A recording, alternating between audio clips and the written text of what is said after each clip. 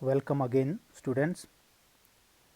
तो पिछले चैप्टर में हमने प्रजातंत्र के बारे में पढ़ा था कि प्रजातंत्र क्या होता है, इसकी विशेषताएं की थी।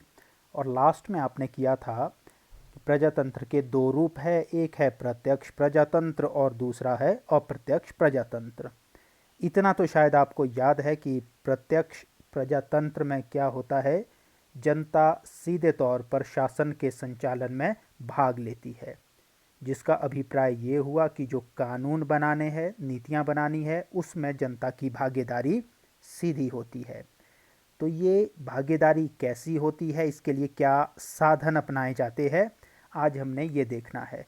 और आपको मैं पहले ही बता चुका हूँ कि प्रत्यक्ष प्रजातंत्र की प्रणाली जो है मात्र स्विट्ज़रलैंड में हम देख सकते हैं। वहाँ पर प्रत्यक्ष प्रजातंत्र के कुछ साधन अपनाए गए हैं। तो चार मुख्यतः साधन माने जाते हैं। जहाँ ये साधन होते हैं वहाँ हम मान लेते हैं कि प्रत्यक्ष प्रजातंत्र अस्तित्व में है। पहला साधन है जनमत संग्रह। नाम से ही देखिए, जनमत, जनता का मत, मत हो गया विचार या राय, संग्रह इकट्ठा करना, जनता की राय को इकट्ठा जब किया जाता है। देखिए, प्रत्यक्ष प्रजातंत्र में भी अप्रत्यक्ष प्रजातंत्र की तरह या भारत की तरह कानून बनाने के लिए एक विधानमंडल होता है। जैसे भारत में संसद द्वारा कानून बनाया जाता है, वैसे ही व्यवस्था होती है प्रत्यक्ष प्रजातंत्र में भी। परंतु जनता की भागीदारी यहाँ अहम होती है। जो कानून, जिस कानून को रूपरेखा संसद द्वारा दी जाती है, वो उस समय तक लागू नहीं होता है जब तक कि जनता उसको अंतिम तौर पर स्वीकृति ना प्रदान करे। पहले कानून बना दिया जाता है लेजिस्लेचर द्वारा, विधानमंडल द्वारा, उसके बाद जनता के बीच भेजा जाता है अलग अलग माध्यमों से जनता की राय जानने के लिए। मीन्स उस पर वोटिंग होती है। अगर जनता का बहुमत उसे पारित कर देता, बहुमत आप समझते होंगे, मीन्स आधे से ज़्यादा लोग मानते हैं कि ये कानून लागू होना चाहिए, केवल तभी ये कानून लागू होता है, अन्यथा इसे रद्द माना जाता है। इसका अभिप्राय क्या हुआ कि जनता का बड़ा अहम रोल होता है। जनता की स्वीकृति के बिना कोई भी कानून वहाँ लागू नहीं होता है। दूसरे साधन पे आते हैं प्रस्तावाधिकार। प्रस्ताव क्या होता है? कोई ऑफर, कानून बनाने की पहल।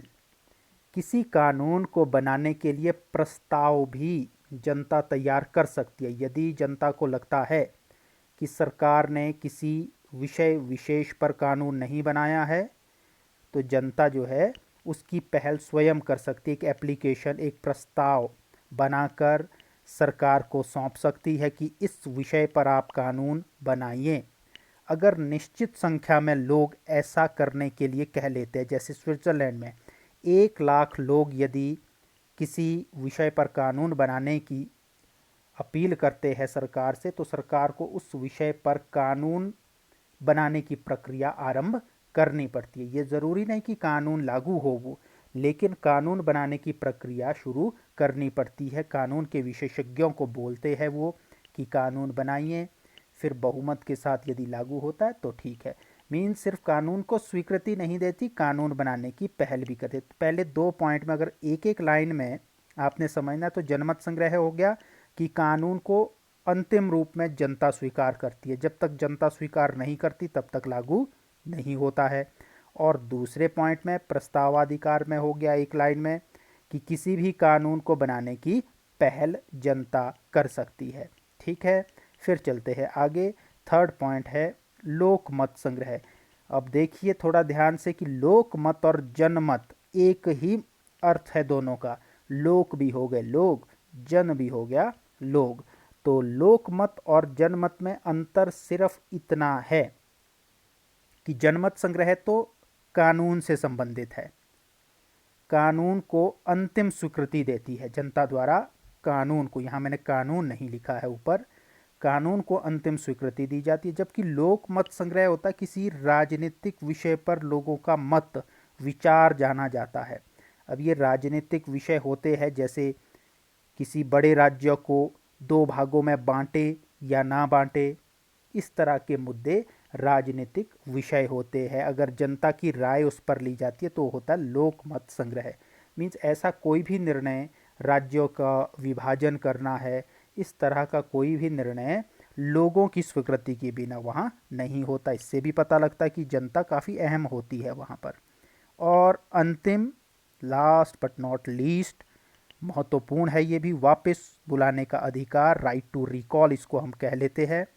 अगर कोई जनता द्वारा चुना हुआ कोई प्रतिनिधि अपना कर्तव्य सही से नहीं निभा रहा है, जिस काम के लिए उसको चुना गया था, होता है बहुत बार वादे बहुत बड़े बड़े नेता लोग करते, बाद में उनको निभाते नहीं है, अलग ही काम करने लग जाते हैं। अगर ऐसा कोई व्यक्ति काम करता है तो हमारे देश में तो उसको 5 साल तक आप वापस नहीं बुला सकते। वापस बुलाने का मतलब ये नहीं कि घर वापस बुलाया, अपने पास बुलाया, इसका अर्थ है उसका चुनाव रद्द कर देना। अगर कोई प्रतिनिधि सही से काम नहीं कर रहा है तो जनता उसको वापस भी बुला सकती है, उसका चुनाव रद्द कर सकती है, अगर बहुमत ऐसा करने को कह ले। तो ये 4 तरीके हैं जिनसे साबित होता है, जहाँ ये चारों तरीके अपनाए जाते हैं तो हम कह सकते हैं वहाँ प्रत्यक्ष प्रजातंत्र अस्तित्व में है। वर्तमान समय में स्विट्जरलैंड में ये प्रणाली अस्तित्व में है। ये तो हो गया प्रत्यक्ष प्रजातंत्र के बारे में। अब चलते हैं आगे। अप्रत्यक्ष प्रजातंत्र के तरीके क्या होते हैं? सरकार जनता द्वारा चुनी जाती है और जनता द्वारा चुने हुए जो लोग होते हैं वही सारे काम करते हैं। और जनता में से कौन कौन चुनते हैं सरकार को? जिनको वोट डालने का अधिकार होता है। मीन्स वोट डालकर हम अपनी सरकार, अपने प्रतिनिधि चुनते हैं। और लोगों की इसी अधिकार को हम कहते हैं वयस्क मताधिकार। वयस्क व्यक्ति जिसकी आयु 18 वर्ष हो जाती है, तो वयस्क मताधिकार किसको कहते हैं? सीधी सी, बड़ा सिंपल सा समझना है कि ऐसे सभी लोग निश्चित आयु प्राप्त, मीन्स भारत में तो 18 वर्ष, आप सीधा कह सकते हैं कि 18 वर्ष की आयु प्राप्त सभी व्यक्ति जिनको वोट डालने का अधिकार होता है, वो लोगों को, ऐसे अधिकार को ही हम वयस्क मताधिकार कहते हैं। मीन जब सबको बिना किसी भेदभाव के वोट डालने का अधिकार दिया जाता है, जिनकी आयु 18 वर्ष से ऊपर हो, उसे हम वयस्क मताधिकार कहते हैं। और इस आधार पर कोई भेदभाव नहीं होता, स्त्री पुरुष धर्म जाति समुदाय के आधार पर भेदभाव नहीं होता। सभी धर्मों के लोगों को ये अधिकार होता है जिस व्यक्ति की आयु 18 वर्ष से अधिक होती है। इस अधिकार को वयस्क मताधिकार कहते हैं। ये साधन किसका? अप्रत्यक्ष प्रजातंत्र का। अब वयस्क मताधिकार के पक्ष और विपक्ष में बहुत सारी बातें होती है। कुछ लोग तो मानते हैं कि हाँ, सबको वोट डालने का अधिकार होना चाहिए, लेकिन कुछ लोग ऐसे भी रहे हैं, पिछड़ी हुई सोच का कहूँगा मैं ऐसे लोगों को, जो कहते हैं कि नहीं, सबको नहीं होना चाहिए वोट डालने का अधिकार। सबसे पहले देखते हैं कि क्यों होना चाहिए सबको।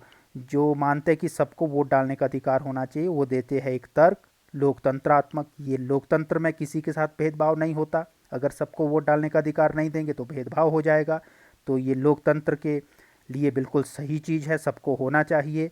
दूसरी वो बात कहते हैं राजनीतिक शिक्षा मिलती है। अगर सब लोगों को वोट डालने का अधिकार हम देंगे तो जिसको उन्होंने वोट डालना है तो उसके बारे में वो कुछ ना कुछ पता करेंगे, पिछली सरकार के कामों के बारे में पता करेंगे, तो लोगों को राजनीति की एक शिक्षा मिलेगी, जागरूकता उनमें बढ़ जाएगी। और तीसरी बात है कानून का अधिक परिपालन भी करेंगे। जब उन्हें लगेगा कि कानून किसने बनाया, जिसको उन्होंने चुनकर भेजा है, उस पर उनकी आस्था होती है, इसलिए वो कानून का अधिक पालन करेंगे। और विपक्ष वाले क्या कहते हैं, हालांकि अच्छे तर्क नहीं है, उनमें से कुछ लोगों का कहना है कि जो अशिक्षित लोग होते हैं उनको वोट डालने का अधिकार नहीं होना चाहिए, या अशिक्षित लोग भला बुरा नहीं समझ सकते, लेकिन ऐसा नहीं होता है। खैर, लिखना तो हमने विपक्ष में, तो विपक्ष के हिसाब से लिखना होता है कि अशिक्षित लोगों को नहीं होना चाहिए। वैसे तो अशिक्षित लोग कई शिक्षित से भी ज़्यादा बुद्धिमान भी होते हैं। कुछ कहते हैं कि संपत्ति पर आधारित होना चाहिए, कि जिनके पास संपत्ति है वही देश में अपना योगदान देते, ये भी अच्छा तर्क वैसे नहीं है। और कुछ कहते हैं कि स्त्रियों को नहीं होना चाहिए वोट डालने का अधिकार, ये तो आप अच्छी तरह से समझते हैं। महिलाओं के साथ जो लोग भेदभाव करना चाहते हैं वही ऐसी बात कहते हैं। तो आज हमने इतना किया है, अभी के लिए इतना ही। थैंक